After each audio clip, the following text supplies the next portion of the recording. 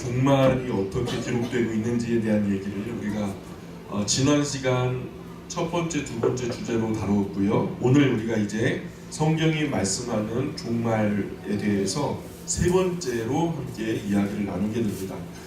성경의 눈으로 인류의 종말을 볼 때에 모든 민족에게 복음이 전파된 후에 마지막 나팔인 일곱 번째 나팔이 울려 퍼지는 그날에 예수님께서 재림을 하신다라고 성경은 얘기하고 있고요. 예수님께서 말씀하신 말씀 중에 그날이 임하기까지 누가 되었든 거짓 선지자와 적그리스도를 주의해라, 경계해라, 깨어있어라 하면서 예고를 해주셨어요. 사실 적그리스도라는 말이 우리에게 좀 익숙한 말은 아니죠. 적그리스도, 그리스도의 적인가? 아니면 적이 그리스도인가? 뭔 얘기지? 좀 익숙하진 않아요. 성경에 나타난 적그리스도라는 말 문자적인 의미는요, 그리스도를 대적하는 자, 그리스도를 대적하는 자라는 뜻을 갖고 있어요. 이것을 거짓 그리스도라고도 또 얘기하고 있고요. 헬라어로는 안티크리스토스라고 해요. 안티크리스토스. 그리스도에 대해 반하다라는 게 아니라 반해버렸다, 그게 아니라 반대하는, 그죠? 반역하는 그런 의미를 가지고 있는 것이 바로 적그리스도의 원래의 의미예요. 그래서 적그리스도라는 말이 구약 성경에서는 사실은 안 보였거든요. 그런데 신약 성경에 와서 갑자기 급하게 나타났던 개념이에요. 이 말은 인류 역사 종말 때만이 아니라 말세에 나타나는 것으로 설명이 되고 있거든요. 말세라는 말의 의미는 예수님께서 이 땅에 오신 이후에, 그리고 예수님께서 인류 역사 종말 다시 오시는 그날까지, 그죠? 예수님이 초림과 예수님의 재림 사이를 말세라고 성경은 얘기하고 있어요. 그래서 우리가 말세라고 할 때 이제 그 개념을 좀 추상적으로 갖지 마시고, 이 말세라고 하는 성경적인 의미는 예수님의 초림과 예수님의 재림 그 사이의 기간을 마지막 시대, 마지막 기회의 시대라 이렇게 해갖고 말세다 이렇게 표현한다라는 것을 우리가 잘 알고 사용하셨으면 좋겠어요. 그러니까 창세로부터 시작해서 아브라함까지를, 그죠? 하나님께서 택한 한 복의 근원을 부르시죠. 아브라함 때까지를 초세라고 해요. 초세. 그리고 아브라함 때부터 예수님이 초림하시는 그 직전까지를 중세라고 해요. 중간세 또는 중세라고 하고, 왜냐하면 세계 역사상에서 중세기가 있잖아요. 그게 자꾸만 중복이 되니까 중세라고 하면 헷갈리니까 중간세라고 우리가 용어를 좀 달리 말합니다. 그래서 그리고 예수님 초림 때부터 그리고 예수님의 재림까지 그때까지를 말세다. 그러니까 세 부분으로 나누게 되는데 왜 예수님 때부터 말세인지 이해가 되는 말이죠. 그렇게 계산하다 보면은. 그래서 이렇게 세대를 나눈다 하니까 많은 분들이 좀 오해를 하는데, 세대를 나누니까 세대주의자 아니냐? 목사님 세대주의자 아니에요? 아니에요. 이거는 이단과 사입이나 세대주의자들의 주장과는 그건 완전히 다른 얘기예요. 이거는 정통적인 세대 구분론이에요. 오해하지 마셔야 돼요. 세대주의자들의 세대와는 전혀 다른 얘기다. 과거로부터 많은 성경학자들을 통해서 이러한 3세대의 구분은 이미 이루어졌던 이야기거든요. 예수님의 말씀 속에서 말세라는 말, 예수님께서 오셔서 승천하신 후로부터 다시 오실 그날까지를 말세라고 표현하는데, 우리가 말하는 종말론적 말세라는 것은 말세 중에 말세, 그야말로 마지막 세기, 세상 정말 종북사적 모든 것이 종말을 보하는 그 세상 끝을 두고 말할 때 일반적으로 세상 사람들이 말세라고 그렇게 표현하잖아요. 그래서 그때가 되면 거짓 선지자들과 적그리스도가 나타나가지고 사람들의 마음을 유혹할 거다, 이렇게 성경에 기록되고 있어요. 앞으로 나타날 적그리스도는 굉장히 탁월한 권세와 능력을 가지고 있어요. 근데 그 권세와 능력이 우리의 상식으로 이해될 만한 능력이 아니라 상식을 넘어서는 어떤 초자연적인 능력으로 사람을 현혹하게 할 것을 예수님께서는 말씀하셨거든요. 이적과 기적을 보여준대요. 예수님의 대적자로 마지막에 그 한 존재를 말하는데, 그 한 존재, 한 사람이 나오는데 자기가 하나님이라고 자칭 하나님이라고 나중에는 그렇게 교만을 떠는 존재가 나타난대요. 그래서 그러한 사람이 다스리게 되어지는 그런 시대가 올 것을 예수님께서는 미리 말씀하셨고, 그러면서 예수님은 그런 것이 임하게 될 때 미리 예수님께서 하셨던 말씀이 예고되었으니까 이 성경을 열심히 읽었던 사람들은 아, 이때가 그때구나 하면서 이해할 수 있겠죠. 예수님이 경고하셨고 미리 말씀하셨던 그때가 이때구나 하면서 알아차릴 수 있을 거라는 거죠. 그때가 과거까지는 아니었잖아요. 그죠? 지금 우리 세대일지도 모르지만 아직까지는 그런 낌새가 별로 없어요. 그럴 만한 사람이 없잖아요. 그리고 앞으로 우리 자손 세대에 그들이 그런 존재가 나타나게 될지 모르겠어요. 앞으로 분명히 그런 존재는 있겠다라고 예수님 말씀하셨으니까 있긴 있을 거예요. 근데 그때는 잘 몰라요. 그죠? 그러나 우리가 이러한 것을 우리 때 안 온다고 해서 경계하지 않으면 다음 세대도 소망이 없는 거죠. 우리가 이때 올지도 몰라 하고서 준비하고 있다가 우리 때 안 오면은 아, 다행이다. 그러나 우리 자손 때 오면 어떡하지? 하면서 우리 자손들에게도 이러한 이야기들을 들려줘야 되겠죠. 그런데 안타깝게도 우리나라 사람들은 대체적으로 신비한 것과 초능력 이런 거 관심 되게 많아요. 호기심이 되게 많은 민족이에요. 그래서 엄청난 능력이나 신기한 일들이 다 나쁜 것은 아니지만 때때로 거짓 선지자와 거짓 그리스도가 그리고 거짓 적그리스도가 그런 능력을 할 텐데 앞으로 예수님의 말씀처럼 미리 말씀하신 얘기처럼 그런 우리의 마음을 갖다 막 유혹하고 미혹할 만한 엄청난 능력을 발휘할 텐데 우리가 정신 바짝 차리고 그런 것에 현혹되지 않도록 주의해야 맞는 말이죠. 적그리스도라는 말이 일반적인 적그리스도의 적그리스도가 아니라 그냥 지금 안티크리스찬이라고 그러죠. 안티크리스찬. 기독교를 반대하는 사람들을 갖다가 그런 사람들의 무리가 모여가지고 반기독교 세력을 지금 가지고 있잖아요. 그런 홈페이지도 있고 사이트도 있고 많이 활동하고 있는데 그런 불특정 다수의 교회를 반대하고 어떤 그리스도를 반대하는 그런 세력들을 적그리스도라고 말하는 게 아니라 오늘 예수님께서 말씀하셨던 그 적그리스도라는 그 개념에는요 정관사가 붙었어요. 그 정관사가 붙었다라는 얘기는 뭐냐면 불특정 다수가 아니라 특정한 한 존재를 말한다는 거예요. 사람이라고 할 때 모든 사람일 수 있잖아요. 근데 그 사람 하면 한 사람밖에 아니잖아요. 그죠? 여기 많은 사람들이 있어요. 그런데 그 사람은 하나예요. 라고 할 때는 많은 사람들이 있지만 그 사람들 중에서 한 존재를 말하는 거죠. 무슨 말인지 가시죠? 그래서 이 정관사가 붙었을 때 문제가 달라지는 거죠. 그러니까 적그리스도라는 말은 요한 1서에 보면 요한 사도가 말하기를 적그리스도가 이르겠다라는 말은 들었으나 이미 지금 있도다. 그때 당시 이미 지금 있도다 라고 말할 때 사도 요한이 말했던 적그리스도는 어떤 존재였냐면 당시 영지주의 이단자들이 있었어요. 예수님을 잘못 가르치는 사람을 보고 사도 요한이 저들이 적그리스도다. 예수님을 반역하는 존재들이다 라고 말을 했었거든요. 그런데 그 적그리스도는 역사 종말에 나타날 그 적그리스도하고는 완전히 다른 얘기죠. 지금도 적그리스도는 있어요. 그렇죠? 적그리스도인들이 많죠. 그러나 그 적그리스도는 아직 나타나지 않았다는 거예요. 세계 역사 마지막에 성경이 말씀하는 큰 악한 한 인물이 나타날 텐데 그가 바로 적그리스도다라고 예수님께서 소개했으니까요. 그래서 깨어있는 그리스도인들이 예의주시하면서 이 지구촌에서 큰 인물이 나타날 때마다 이 사람이 그 사람 아닐까? 그렇죠? 인기가 여론이 엄청나게 좋아요. 많은 인기와 대중적인 어떤 지지를 받으면서 등장하게 될 거예요. 막 10뿔이 있고요. 머리가 7이고 막 그러니까 지혜와 권세도 엄청나다는 거예요. 거기에다가 신비한 능력까지 힘입으니까 세계적인 지도자로서 얼마나 인기가 많겠어요. 그냥 사람들의 마음을 훔치는 거죠. 지금도 우리 아이돌 쫓아다니는 10대 아이들 보면은 그죠?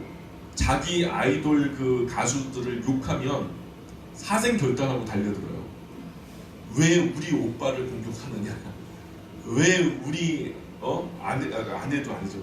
우리 그룹을 공격하느냐 하면서 사생결단하고 막 죽기 살기로 달려들어요. 그 내가 인기 있는 어떤 아이돌 그룹에 자기가 좋아한다는 의미로 누군가가 나는 그런데 별로야 라고 했을 때 10대 반응이 그런 것처럼 그때가 되면요 세계 시민들이 마음이 완전히 아이돌을 섬기듯이 그렇게 그 지도자 적 그리스도를 섬기게 될 텐데 그에 반대하는 그리스도인들은요 그야말로 쳐죽일 존재들이 되는 거죠. 그러니까 우리가 시대를 바라볼 때 예수님께서 미리 말씀하셨던 이러한 이야기들을 중심으로 경계의 눈초리로 바라봐야 할 필요가 있다는 거예요. 그래서 과거 우리의 그 선배님들도 나폴레옹이 등장하니까 이 사람이 그 사람이 아닐까 하면서 의심했었어요, 사실. 또 히틀러가 나타났을 때에도 야 이렇게 악한 존재는 진짜 전에 없었어요. 어쩌면 이 사람이 아닐까? 왜냐하면 유대인들을 600만 명이나 학살했다고 하니까 그 행위가 비교적 상당히 악했잖아요. 그죠? 온 세계를 다 잡아 삼킬 것처럼 설쳐되는 히틀러를 보고 저게 예수님께서 말씀하셨던 마지막 때에 일어나게 될 그 적그리스도가 아닐까 하면서 주의하며 바라본 분들이 많이 있었다는 거죠. 그러나 그는 적그리스도였어요? 아니었어요? 그 아니었다. 그보다 훨씬 더 탁월한 어떤 적그리스도가 일어날 거라는 거예요. 앞으로 언젠가 그 적그리스도가 나타나서 온 세상 모든 사람의 마음을 자기 한 몸으로 이끌면서 급기야 결국에는 자기가 어떤 신비한 큰 능력을 보여주고 막 죽음에서 막 살아나는 것 같은 큰 권세의 능력을 보여주면서 말하기를 내가 하나님이다 하면서 말할 그때가 분명히 나타나게 된대요. 그는 한 존재가. 이 성경은 말세에 적그리스도가 나타나는데 상상할 수 없을 만큼 큰 권세로 큰 능력으로 엄청난 실력으로 나타나게 된다라고 말씀하면서 그래서 사람들에게 아주 신처럼 추앙받는 거예요. 10대 아이들이 사생팬이 돼가지고 아이돌을 섬기는 것보다 훨씬 더 이 사람을 욕하면 그야말로 동네에서 두드려 맞을 정도로 그런 세계 시민의 대단한 지지를 얻게 될 것이다 라는 거죠. 니체가 짜라투스트라는 이렇게 말했다라는 책에서 초인이라는 개념을 가져왔거든요. 초인이라는 말이 우리나라 말로 번역되면 좀 그냥 그렇게 초인이니까 이게 도대체 무슨 의미지 그러는데 영어로 번역하면 되게 간단해요. 슈퍼맨이에요. 슈퍼맨. 우리가 슈퍼맨 영화 보면 슈퍼맨 그야말로 슈퍼맨이죠. 세계를 구하면서 혼자 막 지구 동해 번쩍 서해 번쩍 하면서 세계를 구해내잖아요. 슈퍼맨의 인기가 대단해요? 대단하지 않아요? 영화 속에서 슈퍼맨은요 지구를 구한 영웅이에요. 아마 그런 정도로 앞으로 나타날 적그리스도가 세계 시민들의 지지를 얻게 될 거예요. 정말 성경이 말씀하는 마지막 때에 적그리스도가 나타나서 그런 권세와 능력을 넘어서서 인간의 어떤 능력을 넘어서 초월하는 능력을 보여주면 앞에 우리가 영화로서 얼마나 많은 영웅주의 영화가 많아요. 그런 것처럼 영화 속의 개념과 현실이 별로 크게 다르지 않은 별로 충격적이지 않은 그런 사람이 있을 수도 있겠다라고 지금 여지를 남기고 있는데 그런 사람이 등장하게 되면은 이 사람이 그 사람인가 보다 하면서 세계 시민들 가운데 별로 크게 이질감 느끼지 않고 그 리더를 적그리스도를 섬기게 되는 그럴 위험이 다분히 있다는 말이죠. 그래서 성경이 말씀하는 마지막 때에 온 세계 질서가 혼돈과 공황의 상태가 될 거예요. 그죠? 인봉이 처음에 떨어질 때 세계 인구의 4분의 1이 소멸을 되죠. 손해를 봐요. 그리고 7 나팔 불려질 때 6번째 나팔까지 그 중에서 또 3분의 1이 이 사람들이 죽어가죠. 그러면 지구 인구의 절반이 죽어나갈 때 얼마나 그 전까지 큰 혼돈과 공황과 그 무질서가 있겠어요. 그 난세의 환란의 때를 만날 때 세계 시민들의 일반적인 마음에 어떤 마음이 있겠어요? 누가 이 혼란스러운 시대를 평정할 수 있을까? 누가 이런 혼란의 시대를 좀 이렇게 탁월하게 지도할 만한 지도자가 있을까? 난세의 영웅이 난다는 말 있잖아요. 이 세계적인 혼돈의 때에 아마도 이러한 존재가 등장해서 사람들의 마음을 하나님으로부터 훔칠 존재가 생겨날 것이다. 그런 상황에서 짠 하고 등장하는 그 사람이 바로 적그리스도의 등장이 될 것이라는 거죠. 이 사람을 온 세계가 추종하게 될 거예요. 성경이 말씀하는 바가 그래요. 어설픈 모든 종교인들도 전부 하나님을 넘어서 그 사람과 함께 짝을 할 거예요. 웬만한 종교들이 그 사람을 향하여서 통폐합될 거라고. 모든 정치인들도 그 사람과 함께 짝이 될 거예요. 정치적인 권세와 종교적인 권세를 한 몸에 가지고 초능력까지도 겸비하고 심지어 불이 하늘에서 내려오는 그런 능력을 갖는 사람이 나타날 것으로 성경은 미리 기록되어져 있거든요. 그러니까 그런 혼란의 상황 속에서도 바른 믿음을 갖기 원하는 사람은 미리 성경의 예언들을 알고 있어야 예방주사를 받는 거죠. 이런 예방주사 없이 하나님의 말씀을 사전에 알지 못하고 그런 상황을 만나게 될 때는 우리도 그들 중에 하나가 될 수 있죠.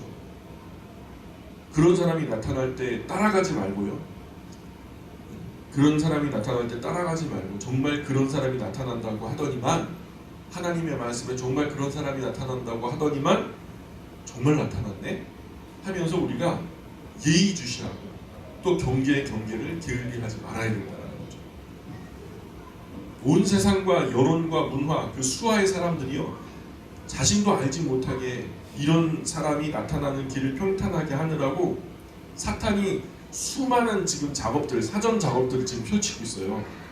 문화나 영화나 정치나 사회, 경제 모든 분야에 있어서 점점점 통폐합하려고 하고요. 이 한 존재가 온 세계를 다스리기에 편한 모습으로 지금 세계가 지금 잘 다루어지고 있어요. 그래서 수많은 영화나 게임이나 문화, 경제, 정치 수많은 장치들로 지금 온 세계 시민에게 현재도 사탄이 사전의 작업을 통해서 열심히 그러한 존재의 예비를 지금 준비하고 있다.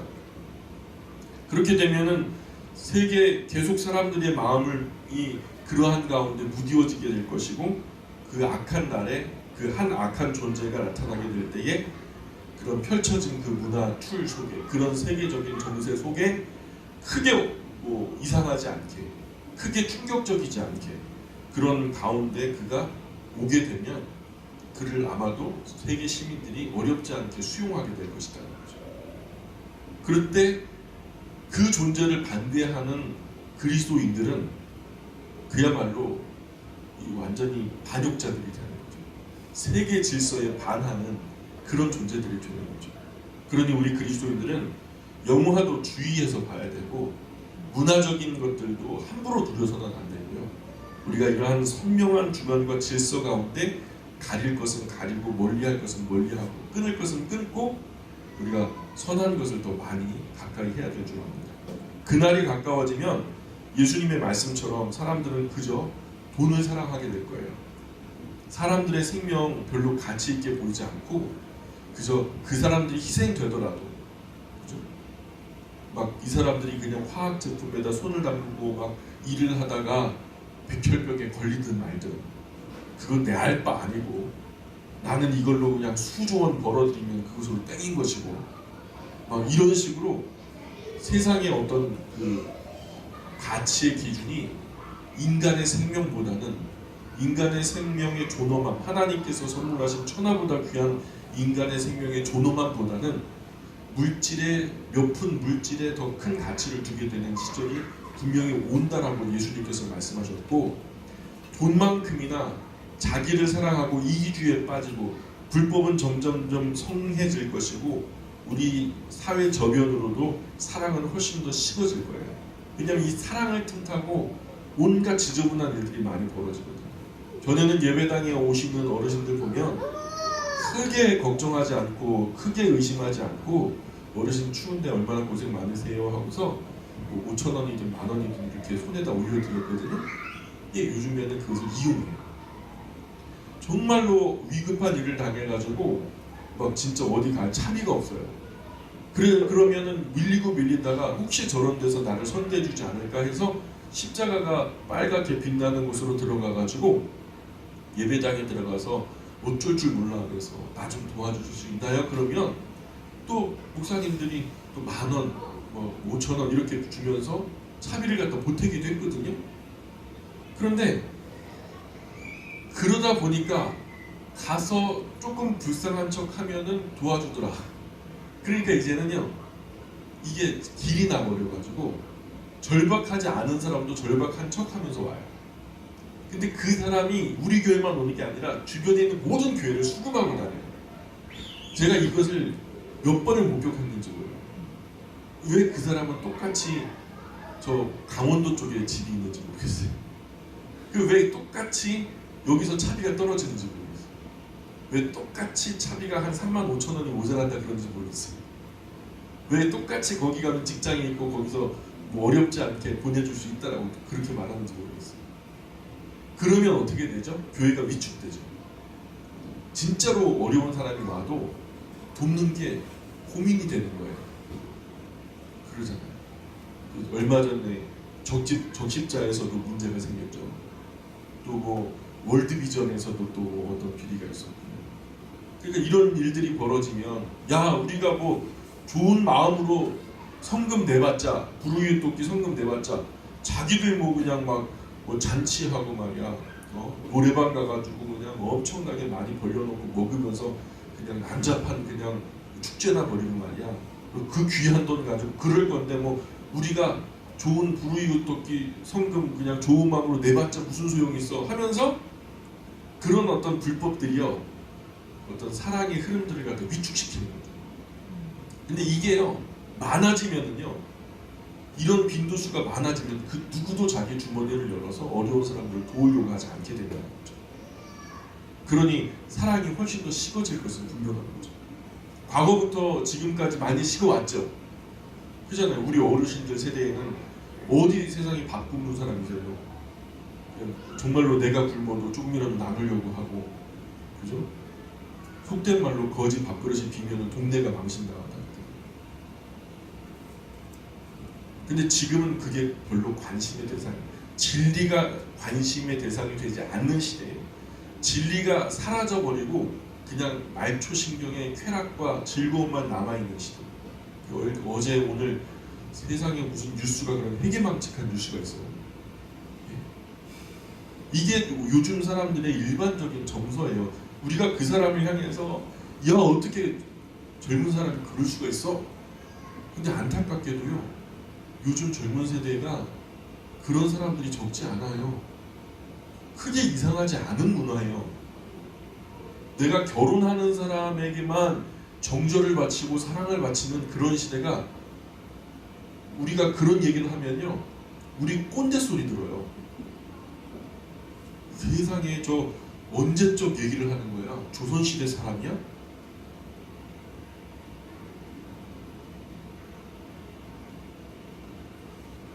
성경의 권위는 애초 고민의 대상이 되지도 않을 것이고 신앙을 업신여기게 될 것이고 신앙을 떠나서 진리를 배반하게 되는 사람도 많아질 거라고 성경은 얘기하고 있어요. 그래서 하나님께 등을 돌리는 배도하는 일이 아주 흔하게 많이 나타나게 될 것이다. 그런 때가 되면요 더 이상 전도가 안 돼요. 선교도 안 돼요. 기대하기가 어려워요. 길로 산으로 막 가가지고 전에는 예수님 믿으세요 하면서 전하면요 성령의 충만한 감동으로 길 가던 사람이 알 수 없는 능력에 힘입어서 예배당에 끌려 나오는 경우도 있었어요. 지금은 그런 일이 없죠. 우리가 철저하게 인격적으로 그들에게 도전하면서 탁월한 인품으로 그들을 이끌어서 예배당으로 좀 인도할 수는 있어요. 지금 아직은 여지는 있어요. 근데요 예수님 믿는다고 표방하는 거짓된 그리스도인들이 너무나 활개를 치면서 이 교회에 먹칠을 하고 하나님의 얼굴을 먹칠하고 다니다 보니까 여호와 이름을 망령되이 일컫는 존재들이 너무 많다 보니까 이제 더 이상 교회를 신뢰하지 않아요. 이제 기독교를 향해서요 진실된 그리스도인들은 절대로 그렇지 않은데 이 가짜 그리스도인들 때문에 욕먹는 이것을 전부 다 바라보면서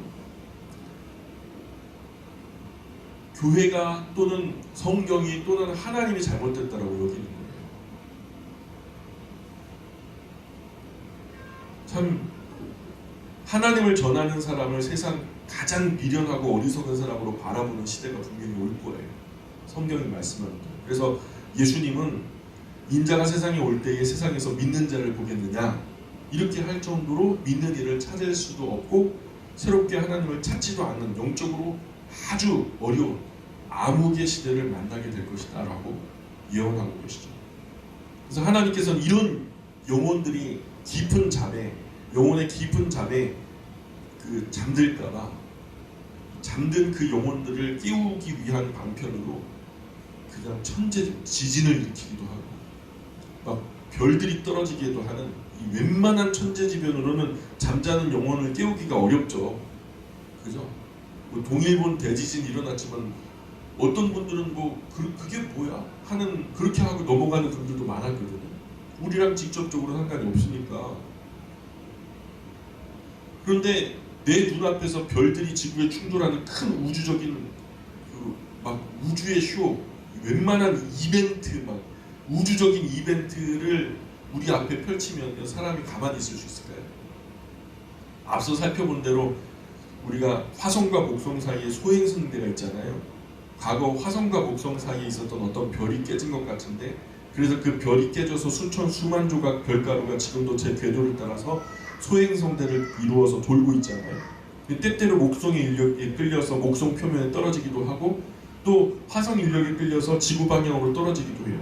대부분의 천문학자들이 이와 같은 입장을 갖고 있고요. 때때로 작은 파편들이 지구 대기권과 부딪혀가지고 지구 안으로 떨어질 때 마찰열에 의해서 산화되는 장면을 별똥별이라고 우리가 낭만적으로 보고 있잖아요. 아, 나 별똥별 봤다 막 그러면서 좋아하잖아요.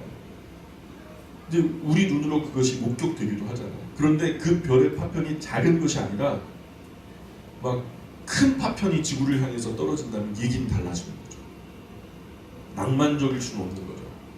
요한계시록 6장에서 지구를 향해 날아오는 그런 별들이 지구로 날아올 때에 성경에서 표현되기를 무화과 나무에서 선과 실이 마치 태풍에 흔들려 후두두둑 떨어지는 것처럼 별들이 떨어질 것을 말씀하고 있어요. 하나가 떨어지는 게 아니라 딥 임팩트처럼 하나가 떨어지는 게 아니라 그야말로 별들의 조각이 우수수 떨어진다는 거예요. 대풍에 지금 우리나라의 익숙한 환경으로 좀 보자면 가을에 대추 익었을 때 우리 어르신들이 옛날에 대추 딸 때 그 중간 가지에 올라가고 막 흔들면요, 우리 밑에서 대추 주워 먹는다고 밑에 있으면 머리 막 다 맞았어요. 다다다다다 하고 떨어지니까요. 마치 그렇게 떨어지듯이 밤 알 벌어져 가지고요 막 후두둑 떨어질 때 밤 밑에를 갖다 꽝 한번 때리면 후두둑 떨어지듯이 그렇게 별들이 깨진 조각, 이 소행성대를 이루어 돌고 있는 그런 조각들이 이 대기권을 엄청나게 뭐 큰 것은 아닐 테지만, 왜냐하면 지구는 계속해서 존재하고 있을 테니까. 예, 그렇게 별들이 떨어질 것을 묘사하고 있죠. 이런 천재지변도 하나님은 인간이 미워서가 아니라 세상 물질과 쾌락, 세상이 주는 안식과 즐거움에 깊이 잠들어버린 그런 택한 영혼들, 거짓 종교에 도취되어서 제 정신을 잃어버린 그런 영혼들, 그 진리에서 멀어져 버려서 영영 돌아오지 못할 것 같은 그런 사람을 영적인 잠에서 깨우기 위해서 아마도 하나님께서 큰 충격과 함께 사랑의 매질을 하는 것은 아닌가 이렇게 생각해봐요. 왜냐하면 그때 놀랍게도요, 성경의 그 기록 이후에 보면은 마지막 회개의 기회가 주어지는 것을 우리가 보게 되거든요. 하나님의 말씀이 그렇게 얘기합니다. 이 사건 이후에 하나님께 회개하는 장면이 펼쳐지거든요. 별이 떨어질 때 일어나는 회개가 아마도 마지막 회개가, 그때도 회개하지 않는 존재는요, 7번째 나팔이 불려지기 직전까지 회개하는 존재는 아무도 없어요. 예수님께서 승천하신 날부터 다시 오시는 날까지의 기간을 특별한 은혜 기간, 그때 돌아오면 하나님께서 예수 그리스도의 피로 인하여 값없이 구원해 주시겠다고 약속하셨던 정말 큰 은혜의 기간이죠. 그 마지막과 가까운 날에 별이 떨어지는 이유는, 야 이제 끝났다, 문 닫히기 직전이야, 마치 노아의 방주에 노아가 그 입구에 서서 다 들어오세요, 들어오셔야 삽니다 할 때 바깥에, 방주 바깥에 있던 사람들이 비웃고 막 깔보고 무시하고 그랬던 것처럼, 마지막 이러한 큰 천재지변 속에서도 예수님 믿고 이제 하나님께로 돌아오셔야 됩니다 라고 해도 이제 돌아서지 않아요. 어린 아이가 나쁜 짓 할 때요, 책상을 갖다 빵 때려봐요. 그러면 애기들이 깜짝 놀라죠. 그러면서 어떤 일을 하죠? 내가 뭐 잘못했나? 돌아보잖아요. 엄마가 왜 저러지? 내가 뭐 잘못했나 하면서 깜짝 놀라가지고 주의 집중하면서 자기를 돌아보는, 내가 지금 무슨 짓을 하고 있는 거지? 그죠? 그러니까 때가 가까웠으니 그렇게 살면 안 된다 하는 그런 하나님의 우주적인 이벤트를 통해서 알리기 원하시는 것은 아닐까 하는 생각이 들어요. 왜냐하면 이 사건 이후에 회개의 마지막 회개의 장면이 펼쳐지거든요. 이런 최후의 경고가 결이 떨어지는 경고가 될 것으로 여겨지고요.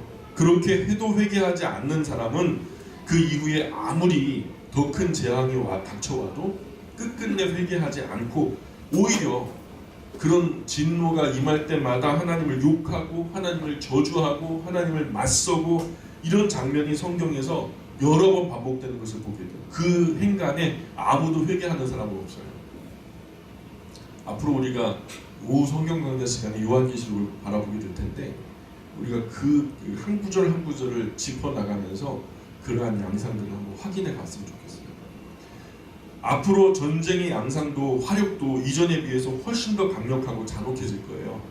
그에 따르는 기근, 전쟁 이후에 얼마나 많은 기근이 있겠어요. 그리고 지진, 쓰나미, 태풍, 토네이도, 기상이변 현상 등등 자연재해의 빈도와 강도가 점점 이상하게 더 강력해질 것이고 더 어려워질 거예요. 결국 이런 문제가 식량 문제로 번지게 될 것이고 그 식량 문제로 비약이 되면 국제적으로 외교전으로 외계 전쟁으로 되게 될 것이고요. 왜냐하면 살고 죽는 문제, 사활이 걸린 문제, 어떤 문화적으로 우리나라가 무시당했다 이런 어떤 폼 잡는 게 아니라 그야말로 이거 아니면 우리나라가 죽어 하는 그런 때는요 전쟁도 불사하겠죠. 전쟁의 명분이 더욱더 강렬해지는 거죠. 이것이 이런 양상들이 종말로 가는 신호들이 될 수 있다는 거죠. 성경은 그 날과 시는 밝히지 않고 있지만 하나님의 말씀이 성경 안에서 깨어있는 성도라면 이런 표적과 징조들을 확실히 알 수 있을 것이라고 얘기하고 있어요. 예수님의 말씀처럼 잠든 영혼과 알지 못하는 이들에게는 그 날이 도적과 같이 덫과 같이 임하게 될 거예요. 그죠? 이 성경의 말씀을 모르는 사람들은 그런 일들이 일어나도 이게 성경에 나와 있는지조차 모르니까 그 이후에 예수님께서 7번째 나팔이 딱 불려지고 재림하실 때 누가 알겠어요? 이게 예수님 오시는 건지 마는 건지 어떻게 알겠어요? 예수님 얼굴 본 다음에 알겠죠. 그럼 그때는 늦는 거죠. 그런데 하나님을 믿어 또 예수 그리스도를 구주와 주님을 영접해서 또 하나님의 말씀을 늘상 묵상하면서 그 이야기에 깨어있는 성도들은 그날이 가까워지는 것을 확실하게 알 거예요. 성경이 이렇게 말씀했는데 오늘 우리의 시대가 이렇네. 성경이 이렇게 말씀했는데 정말로 이런 일들이 일어나고 있네 하면서 확실히 대비하게 될 거라는 것을 우리가 알 수 있습니다.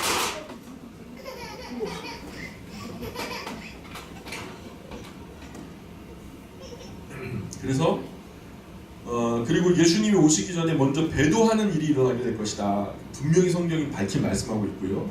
배도라는 말은요. 데살로니가 후서 2장 3절에 나오는 말씀인데 데살로니가 후서 2장 3절에 보면은 누가 아무렇게 하여도 너희가 미혹하지 말라. 먼저 배도하는 일이 있고 저 불법의 사람 곧 멸망의 아들이 나타나기 전에는 이르지 아니하리니. 많은 사람이 배도하게 되고 배반하게 될 것을 성경은 밝히 말씀하고 있어요. 거기서 넘어서서 진리에서 돌이켜 허탄한 이야기를 좇게 될 것이라고 말씀하고 있고요. 나아가서 귀신의 가르침을 좇고 신비한 것을 따라가다가 큰 절망의 날을 만나게 된다라고 우리에게 그 양상을 설명해 주고 있어요. 현재도 바른 길 위에 사람들을 유혹하는 그 의도가 참으로 악한 가르침들이 판을 치고 있죠. 비슷하게 기독교인 것 같고 교회인 것 같고 정통교단인 것 같고 그렇게 처음에는 미끼를 던지지만 누구도 이단인지 몰라요. 표면적으로는.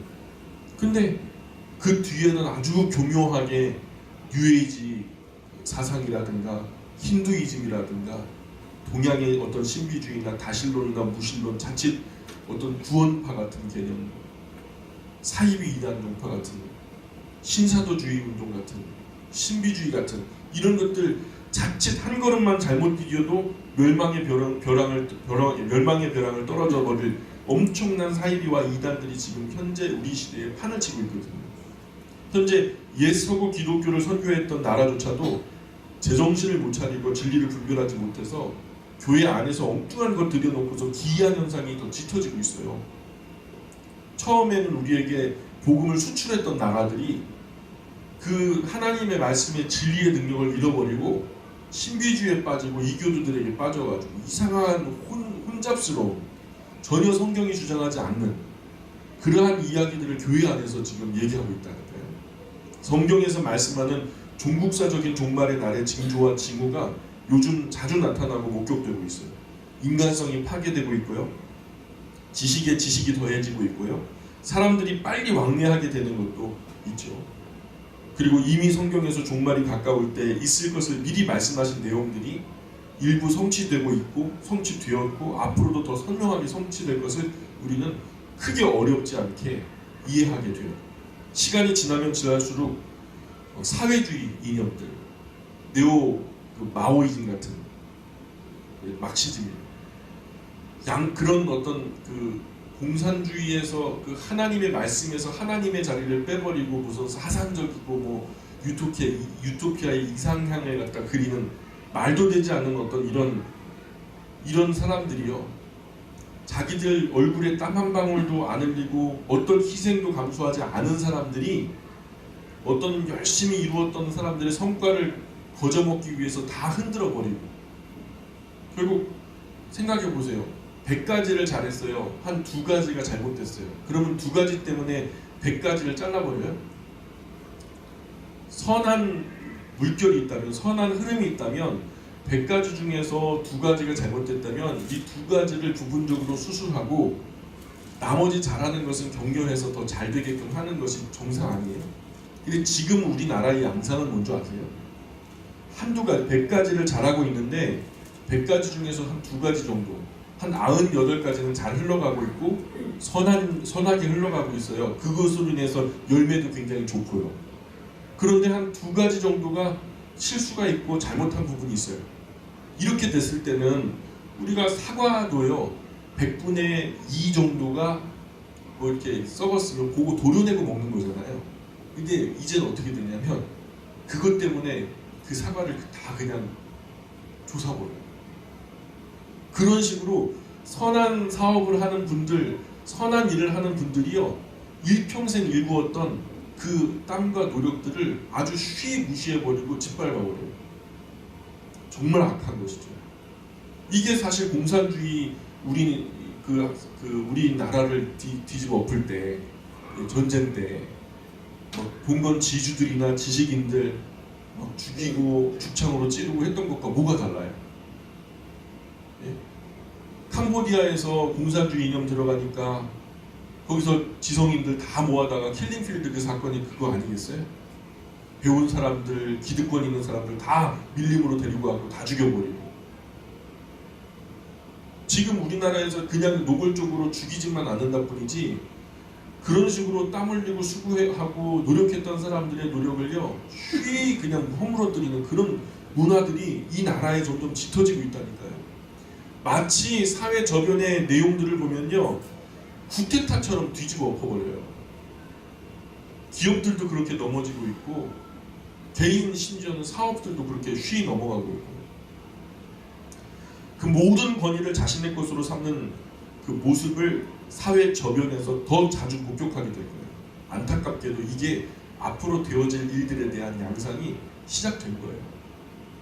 심지어 교회 안에서조차도 성경의 권위까지도 배반하게 되는 시대가 올 거예요. 그리스도인은 이런 상황에 대비하고 성경을 우리 손에 드는 정도가 아니라, 하나님의 말씀 오른손에 항상 놓지 말고 들고 있으라 그랬는데 손에 드는 정도가 아니라 우리 마음속에 놓고 다녀야 되는 거죠. 내재시켜버려야 돼요. 영적으로 재무장해가지고 종말의 때에 바로 서서 모든 전 인격으로 더 힘있게 예수님을 증거해야 되는 그런 시대가 이제 우리의 시대가 된다는 거죠. 그래서 바울이 데살로니가 있는 사람들에게 보낸 그 편지인 데살로니가 전서라는 말씀이 있어요. 그죠? 데살로니가 전서, 신약 27권 중에서 제일 먼저 쓰여진 책이 데살로니가 전서예요.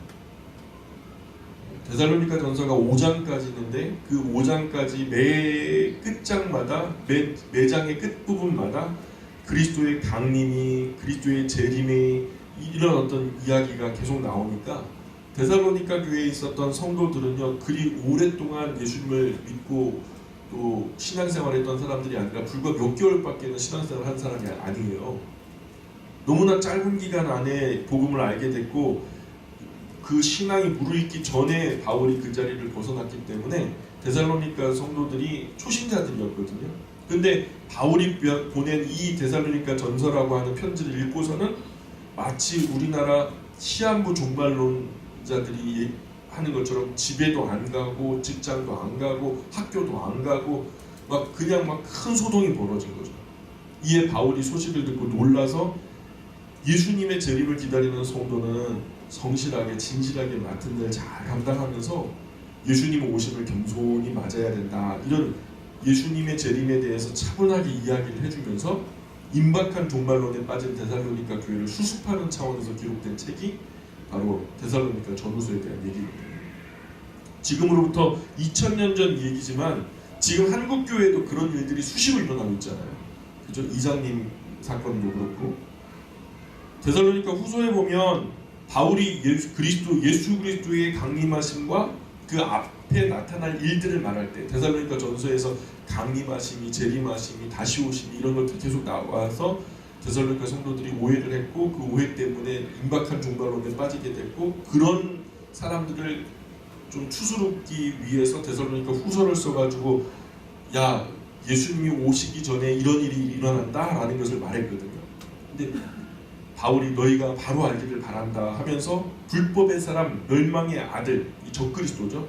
그가 나타나기 전에는 예수님의 재림이 일어나지 않는다, 이것을 이야기합니다. 그 전에 있어야 할 표징을 얘기하는 거죠. 바로 불법의 사람, 멸망의 아들이 바로 정관사가 붙은 적그리스도예요. 그 적그리스도. 많은 적그리스도 중에 또 한 명의 적그리스도가 아니라 종말에 나타날 바로 그 적그리스도가 나타나기 전에는 예수님의 재림이 일어나지 않는다는 것이죠. 이 성경 이야기를 알고 이해하고 있다면 언젠가 역사 가운데 누구나 알 수 있는 그 적그리스도가 나타나게 됐을 때 알아보겠죠. 그 적그리스도가 나타나서 온 세계를 미혹하게 하겠지만 소수의 무리는 끝까지 예수님을 믿는 믿음을 고수하게 될 거예요. 성경을 하나님의 말씀으로 있는 그대로 받아들이는 사람들은 아, 이때가 그때인가 보다 하면서 자신의 믿음을 흐트리지 않고 고수하게 될 거예요. 그런 소수의 사람들을 죽이려고 하는 대환란의 때가 오게 될 거예요. 그런 일이 있기 전에 예수님 오시지 않으니까 현재 주어진 일 성실하게 진실하게 감당하면서 일상에 충성을 다해라, 일상을 더 건강하게 하라, 일상을 더욱더 충성되게 섬겨라 라고 말하는 거죠. 지금 현재 예수님을 믿고 있는 우리도 잘못된 종말론에 휩쓸려서 하늘만 쳐다보고 있지 말고 내게 맡겨주신 일을 열심히 다하는 자세가 다시 오실 주님을 맞이할 가장 바람직한 자세라는 겁니다. 그리고 언젠가는 불법의 사람, 그 멸망의 아들이 하나님의 성전에 앉아서 자기를 높여서 내가 하나님이다 이렇게 하는 때가 오는데 아직 이런 사람은 나타나지 않았어요. 그죠? 언젠가는 분명히 나타날 거예요. 성경이 말씀하는 대로. 그리고 종말에 관해서 성경이 제공하는 또 하나의 지표는 천국 복음이 모든 민족에게 전파될 때 그제야 끝이 온다라는 말씀을 예수님께서 직접 하셨거든요. 마태복음 24장 14절에 이 천국 복음이 모든 민족에게 증언되기 위하여 온 세상에 전파되니 그제야 끝이 오리라 이렇게 말씀하셨어요. 대략의 이야기를 가늠해 보건대 앞으로 예루살렘, 지금 모리아산이라고 하는 그 황금돔 성전이 현재는 성전이 아니라 이슬람교에게 넘어가가지고 지금은 그곳이 이슬람교의 모스크가 됐어요. 이슬람 교도들이 거기서 알라를 섬겨요. 예언대로라면 언젠가 그 이슬람 성전이 무너지게 될 거예요. 성경의 예언이 맞다면. 그리고 거기에 유대인의 손으로 정말 여호와 하나님을 위한 유대인의 성전이 세워질 거예요. 뿐만 아니라 그 성전에 앉아서 적그리스도가 말하기를 내가 하나님이다 라는 그런 가증한 말을 할 때까지는 예수님이 오시지 않는 것으로 예언되고 있어요. 지금 현재 이슬람의 모스크가 되어버린 그 오말 모스크, 황금돔 사원이 오말 모스크인데 그게 없어지려면 만약에 지금 이스라엘이 들어가가지고 그 황금돔을 공격을 했다. 그럼 어떤 일이 벌어질까요? 세계사적으로 엄청난 대격변이 일어나게 될 거예요. 지금 유대인들이 가시 같지만 차마 없애지 못하고 차마 손대지 못하고 있어요. 만약에 그것을 없애고 그걸 어떻게 공격하고 그래서 그걸 갖다가 여호와의 성전으로 변화시키려고 했다. 그러면은 온 이슬람을 섬기는 모든 국가들이요 일제히 일어나서 성전을 선포하게 될 것이고 정말로 존재의 생사를 걸고 성전을 선포하면서 이스라엘을 향해서 총공격을 감행하게 될 거거든요.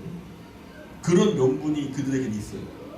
이 이스라엘이 나름 용감하고 용맹하지만 그들의 화력이 굉장히 세기도 하지만 차마 예루살렘 안에 이슬람 구역으로 묶여있는 이슬람 오말 모스크를 감히 손대거나 빼앗지 못하고 있어요. 역사적으로 볼 때 그곳은 예루살렘의 가장 노른자이고 마치 눈동자 같은 중요한 곳인데 그런데 아직 이슬람의 것으로 묶여 있어요. 그런데 이 오말 모스크가 파괴되는 그 마지막 전쟁이 일어날 때 예루살렘이 격전장이 된다면 그 모스크가 부서질 가능성도 있다라는 거죠.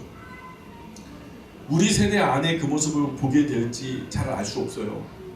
볼지 못 볼지 잘 몰라요. 앞으로 보게 될 세계 역사상 가장 큰 쇼가 성경이 말씀하는 이 황금돔 사원의 중심에서 일어나게 될 거예요. 그 오말 모스크가 부서지고 그 자리에 유대인의 손으로 성전이 세워지는 그것이 성경이 예언했던 세계적인 쇼가 될 거예요. 그래서 여호와 하나님을 잘 섬기게 되는 그때가 오는 것이 아니라 그 성전 안에 멸망에 가증한 것이 서게 될 거라고. 그리고 내가 하나님이다 라고 주장하게 될 거라고. 적그리스도가 나타나기 전에 이런 현상이 일어날 것으로 보여지고요. 그러니까 아직 그런 일이 일어나지 않았으니까 우리 그리스도인들은 뛰어 있어야 되는 거죠. 그리고 그런 일이 일어날 때 보고 알아차려야죠. 아, 이게 그거구나 하고서 그런 현상을 보면서 정말 종말이 가까웠구나 하는 것을 알면서 잘 준비하면 되는 것이죠. 예수님이 제자들에게 말씀하신 것처럼 아직 때와 기한에 관심을 갖기보다는 조금 더 열심히 복음을 전하는 것이 현재 우리가 할 일이라는 거죠. 일상을 더 건강하게 열심히 성실하게 살고 하나님 앞에 진실하게 살고 마지막 때가 가까울수록 우리의 본분을 다하는 것이 더 중요한 것이죠.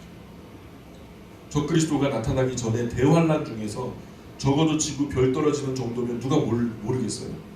안 그래요? 안 믿는 사람도 다 알게 될걸요? 그러나 안 믿는 사람들은 지금 일어나는 것이 뭔지 모르고 당할 거예요. 그런데 성경을 아는 사람은 알고 당할 거예요. 우리 주님은 택한 백성들로 그런 일이 일어날 때 이제 정말 종말이 임박했구나 하는 것을 충분히 알 수 있도록 이미 안전장치 해놓으셨어요. 조치를 취해놓으셨다고. 그래서 바울도 너희에게는 그날이 도적같이 임하지 못한다. 우리는 낮의 아들이고 빛의 아들이기 때문에 깨어있기 때문에 그날이 임하는 것을 분명히 알게 될 것이다 라고 바울이 얘기합니다. 그렇게 말씀해요. 예수님도 그 시기를 분별하지 못하는 사람 보고 너희가 천기를 분별하면서 왜 시대는 분별하지 못하느냐라고 책망을 하거든요. 하나님의 말씀을 잘 알고 묵상하고 또 늘 가슴 가운데 이 하나님의 말씀을 두고 살아가는 사람들은요 모를래야 모를 수가 없다라는 거예요. 그래서 우리 그리스도인은 깨어서 시대를 살피며 분별할 수 있는 안목이 있어야 됩니다. 결국 요한계시록 7 인봉이 떨어지면서 4분의 1 세계 인구가 해를 당하게 될 것이고 7 나팔이 불려지면서 또 3분의 1의 세계 인구가 전쟁과 기근과 연병 이런 것에 의해서 해를 받게 될 거예요. 근데 현재 인구가 세계 인구가 얼마인지 아세요? 제가 불과 몇 개월 전에 말씀을 드렸는데 그때하고 또 달라졌어요. 지금요 세계 인구가 75억 3천만 명. 오늘 기준으로 75억 3천만 명이 넘어서고 있어요. 근데 거기서 4분의 1이면 4분의 1의 수가 몇 명 정도 되는지 아세요? 18억 8,250만 명이에요. 18억 8,250만 명이 한꺼번에 죽어버리는데 왜 모르겠어요? 모를래야 모를 수가 없죠. 또 거기에서 3분의 1의 수가 더 죽어요. 나팔이 불려질 때. 그래서 37억 6,500만 명, 지구 인구의 절반이 죽으면 모를 수가 없는 거죠. 다 알게 될 거예요. 이 일이 있은 후 곧이어 마지막 7번째 나팔이 불려지면서 주님이 오시게 되는 거예요. 예수님께서 요한계시록에 말씀하신 것을 보면 순교자의 수가 채워져야 된다라고 말씀하셨거든요. 그때에 오신다고 했거든요. 하늘에 바쳐질 순교자의 영혼들이 하나님의 제단 아래서 외치기를 언제까지 저 악한 사람들을 오래 참아주시면서 우리의 억울한 피를 신원하지 아니하시기를 언제까지 하시렵니까 하면서 하나님의 신원을 보여요. 하나님께서 하나님을 향해서 제단 아래서 탄원을 한단 말입니다. 그런 장면이 나오는데 그때 하나님의 말씀에 너희 동료 종들이 순교해서 수가 찰 때까지 조금만 기다리라 하는 장면이 나와요. 그러니까 지금까지 세대주의 종말론자들이 퍼뜨렸던 환란 전 휴거, 그 환란을 우리가 보기 전에 휴거를 당한다. 이거 성경 어디에도 근거하지 않는 얘기예요. 성경에는 찾을 수가 없는 주장이에요. 우리가 이 종말론에 대한 이야기를 처음 시작할 때 소개해드렸던 임마누엘 라쿤자라든지 살렘 키르반이라든지 홀 인세이라든지 이런 사람들이 끊임없이 환란 전 휴거를 주장하면서 잘못된 종말론을 퍼뜨렸거든요. 근데 우리 한국 교회 안에 90% 정도의 교회가 이 종말론을 그대로 받아들여서 신봉하고 있어요. 전혀 성경적이지 못한 주장이에요. 전혀 성경에 근거하지 않아요. 비성경적인 주장들이에요. 저 그리스도가 나타나서 할 수만 있다면 택한 백성이라도 유혹을 하게 될 거예요. 앞으로 유혹을 해서 안 넘어가면 어떻게 할까요? 핍박을 하게 되는 거죠. 그래서 사탄의 오른손은 유혹이고 왼손은 핍박이다 뭐 이렇게 얘기해요. 그 핍박의 날에 오른손이나 이마에 표를 받게 한다라고 말씀하고 있어요. 그 성경에서 말하는 그 표를 666이라 이렇게 표현하고 있는데 어떤 사람들의 말처럼 뭐 컴퓨터 바코드 같이 뭐 그런 것 같진 않아요. 그죠? 근데 그게 어떤 형태로 우리에게 다가올지는 모르겠어요. 그러나 우리 그리스도인은 이런 이야기를 알고 있어야 돼요. 그래서 그 비슷하게 접근해 오는 모든 제도와 장치로부터 우리가 깨어 있어서 주의해야 되는 거죠. 어떤 분이 그래요. 마음으로 믿어 의에 이르는 건데 우리가 마음으로 하나님을 믿는 건데 뭐 몸에다 무슨 장치를 신거나 뭘 찍거나 해가지고 우리의 믿음이나 신앙이 뭐 더럽혀질 수 있겠어. 그거는 상징적인 얘기지 사실은 교회를 이렇게 배도한다라는 그런 의미지 실제적으로 우리 몸에 새겨진다 이런 것은 아니야. 근데요 요한계시록에 보세요.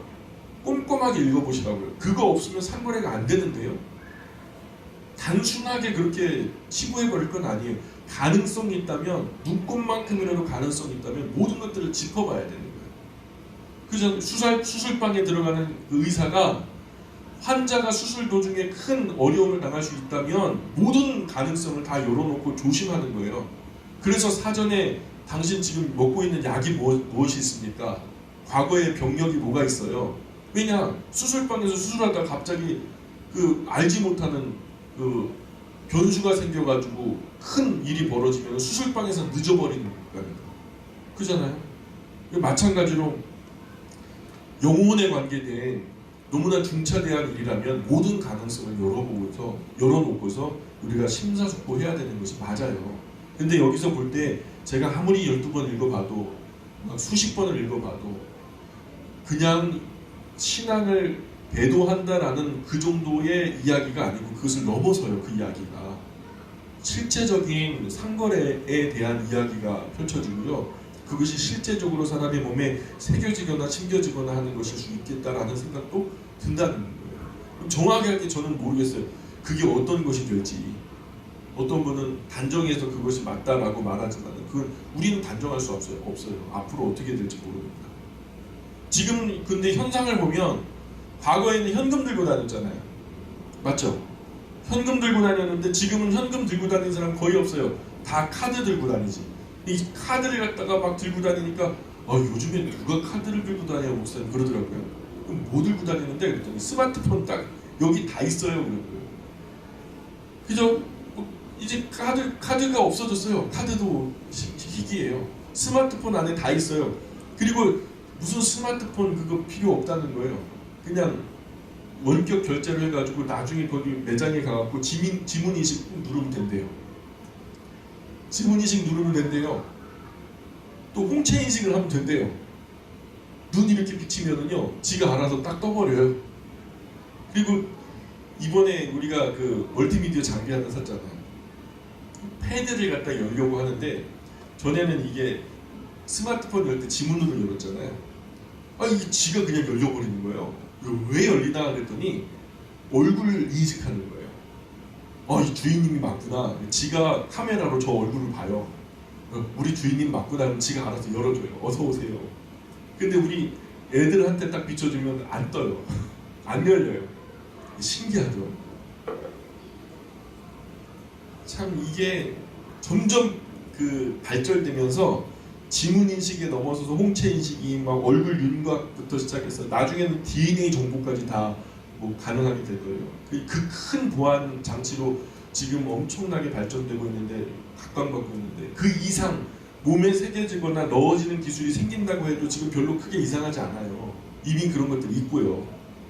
동물들을 중심으로 해서 유기견들 이런 것들이 많이 생기다 보니까 잃어버릴까봐 거기다가 칩을 갖다 넣어가지고 얘가 어디서 돌아다니는지 스마트폰으로 얘를 검색할 수도 있게끔 외국에서는 이미 그게 시행되고 있어요.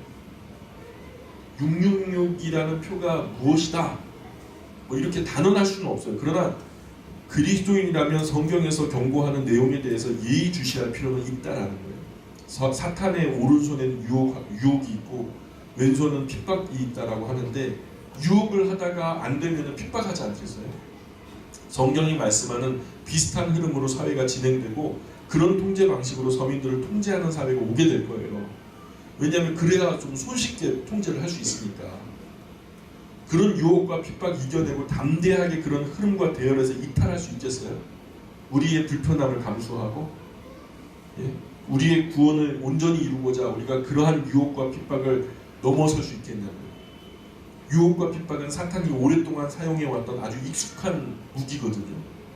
그들이 그런 것을 굉장히 잘 다뤄요. 유혹을 살살살살 해가지고요. 한쪽에서 핍박을 해가지고 저기 안 갈 거면 이리 와 하는 거죠. 거기에 안 당하는 사람이 없었거든요. 가장 먼저 유혹하고 안 되면 핍박해요. 그래서 그리스도인이 신앙생활 하기가 굉장히 어려운 시대가 오게 될 거예요. 예수님도 말씀하시기를 그들이 할 수만 있다면 택한 백성들까지도 미혹하게 될 것이다 라고 말씀하셨어요. 저 그리스도가 그 이적으로 인해서 전도와 선교는 더 이상 주목받지 못하게 될 것이고요. 더 이상 전도와 선교가 되지 않는 아주 어려운 시대를 만나게 될 것을 성경은 얘기하고 있고, 그래서 그런 날이 오기 전에 열심 품고 기회가 있을 때 부지런히 전도하고 선교해야 된다라고 말씀하는 거죠. 마지막 때가 되면은 교회 자체도 어려워져요. 자기 스스로 서기도 어려워져요. 교회가 뭐 그냥 혼자 서 있어요. 결국 교회는 사람인데 그 교회가 점점점 공신력을 잃어가고 있잖아요. 그리고 교회에 다니는 사람들을 굉장히 좀 전근대적인 사고방식을 가진 사람들, 답답한 사람들, 몰상식한 사람들로 치부해버리는 시절인데 전도도 선교도 점점점 어려워지는 시대를 만나게 될 거예요. 성경이 말씀하는 저 그리스도는 비상한 권세와 능력과 지혜를 가진 사람이에요. 그를 상징할 때 뭐라고 말하냐면 머리가 7이요. 그러니까 7배나 똑똑하거든요. 뿔이 10이라 이렇게 표현하고 있는데 대개 머리가 7이라는 말은 탁월한 지혜를 표현하는 성경적인 표현이고요. 뿔이 10이라는 것은 엄청난 권세를 상징하는 표현이에요. 그래서 탁월한 지혜와 대단한 권세를 가진 이런 존재가 세상을 미혹하게 될 텐데 이것은 요한계시록 13장에 기록되어 있는 거예요. 그 부분을 보면은 그 권세와 지혜는 누가 줬다라고 말하고 있냐면 사탄 마귀가 그에게 주었다라고 말하고 있어요. 그래서 그 권세를 가진 그 존재를요 사람이라고 표현하지 않고 짐승이라고 표현해요. 저 그리스도의 세력을 짐승이라고 표현해요. 그런 머리가 7이고 뿔이 10이에요. 그 권세를 이양했던 뱀 혹은 용도 머리가 7이고 뿔이 10이라고 표현되는 거예요. 그 용에게서 권세와 능력을 이어받은 저 그리스도도 짐승으로 표현되어서 머리가 7이고 뿔이 10로 묘사되는 거예요. 성도를 괴롭게 하는 기간이 길면은 42달 정도. 42달 정도면 얼마나 걸려요? 12달이 1년이니까 24달이 2년이고요. 36개월이 3년이고요. 그 다음에 한 6달 더, 그죠? 3년 반 정도? 그걸 날수로 치면 얼마나 될까요? 1260일 맞아요. 여러 말로 표현되지만 비슷한 기간이에요.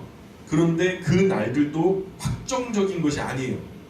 하나님께서, 예수님께서 뭐라고 말씀하셨냐면 그 날들을 감하지 아니하였다면 만약에 그 날들을 꽉 채웠다면 육체로서 구원받을 사람이 하나도 없었을 거다. 이렇게 말씀하시거든요.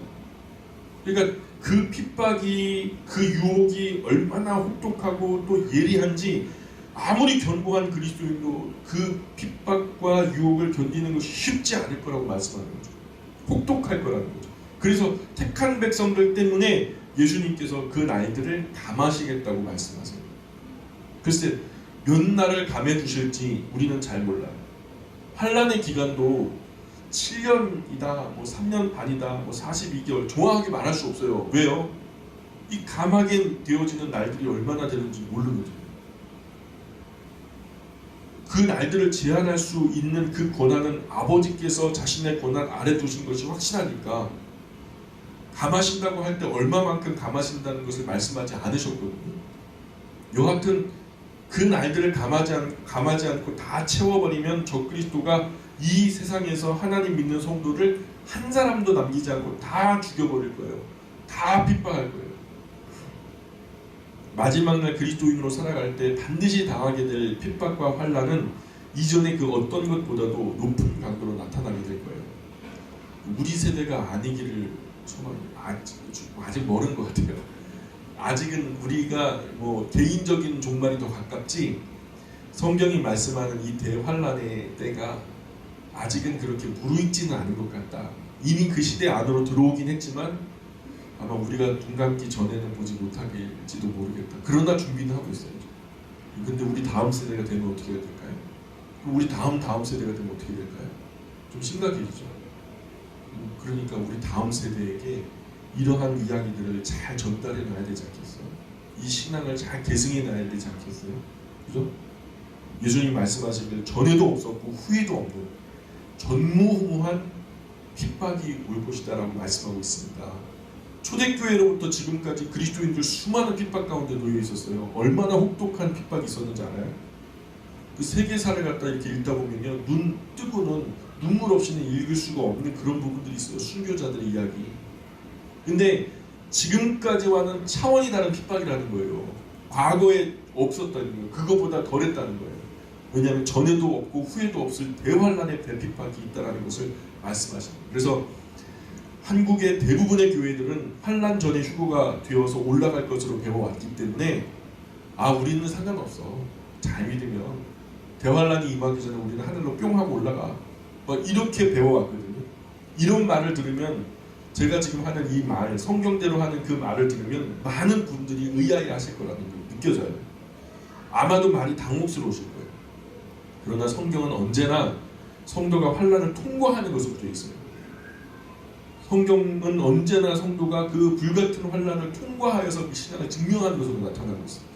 종교개혁자들도 한결같이 환란 속에서 우리 성도들이 참을 수 있도록 그렇게 훈련시켰거든요. 근데 이상하게 불과 1-200년 상간 안에 환란 전 휴거설이 잘못 전파돼가지고 사람들이 안이하게 신앙하기 시작했어요. 우리 때는 아니란다. 나는 구원 열차표를 오른손에 두었으니까 이런 식으로 이미 이루어진 구원, 완전히 성경이 지지하지 않은 어떤 이교도적인 구원을 가지고 사람마다 어떤 부적을 붙이고 다니듯이 그렇게 착각하고 신앙하는 사람들이 점점 많아지기 시작했다는 거죠. 정말 우리가 정말 조심히 또 깨어서 경성하며 겸손히 하나님 앞에서 살아서 종말의 때를 잘 승리함으로 부름받기를 원합니다. 우리 예수님께서 가르쳐 주신 기도로서 마치겠습니다. 하늘에 계신 우리 아버지의 이름을 거룩하게 하시며 아버지의 나라가 오게 하시며 아버지의 뜻이 하늘에서와 같이 땅에서도 이루어지게 하소서.